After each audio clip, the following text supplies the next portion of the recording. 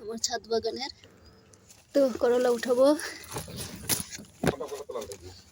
ভিতরের ভিতরে একটা করলা উঠালাম, এখন উঠাবো মূলা শাক, সিম উঠাবো। মূলার শাক উঠানো হচ্ছে। এই তো ধন্দল উঠাবো, তো বিশাল বড় ধন্দল বীজ করার জন্য রেখে দিছি।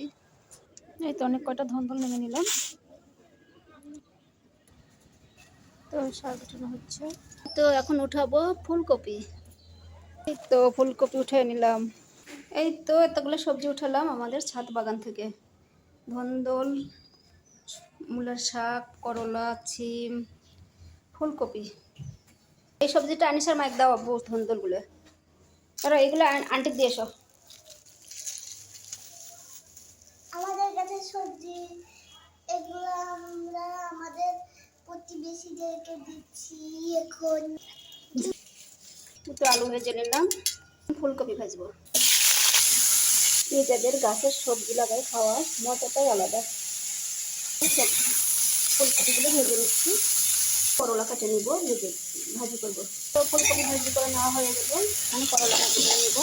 আলু মশলা, আলু পেঁয়াজ দিচ্ছি, সব মশলা দিয়ে দিলাম। সব মশলা দিলাম, এখন কষা নেবো। দেবো গরম পানি, দিয়ে রাখা ফুলকপিগুলো দিয়ে দিব। আলু ভেজে রাখছিলাম দিলাম, করলাগুলো দিয়ে দিলাম, তো কয়েকটা সিম দিয়ে দিলাম। কষানো হয়ে গেছে, এখন পানি দিব, গরম পানি। এখন আমি মাছগুলো দিয়ে দিব, দিয়ে দিলাম।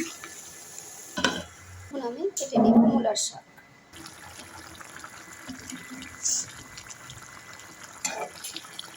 রান্না হয়ে গেল, ফুলকপি তরকারি আমি ঢেলে নেব। নামিয়ে নিলাম ফুলকপি তরকারি। এখন করলা ভাজি হচ্ছে, এখন হয়নি, আমি করে নেব মূলার শাক ভাজি।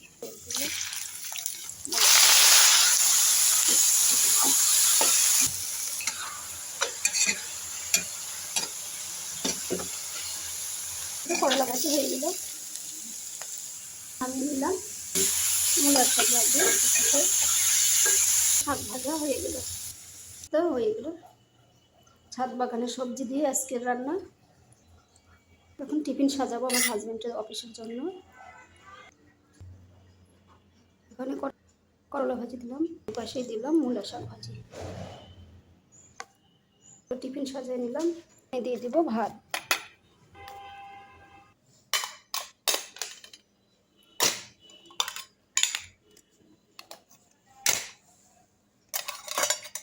তো টিফিন সাজানো শেষ।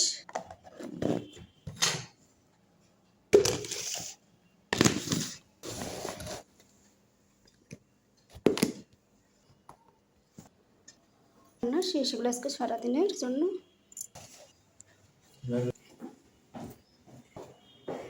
বেশ, ফি আমানাল্লাহ।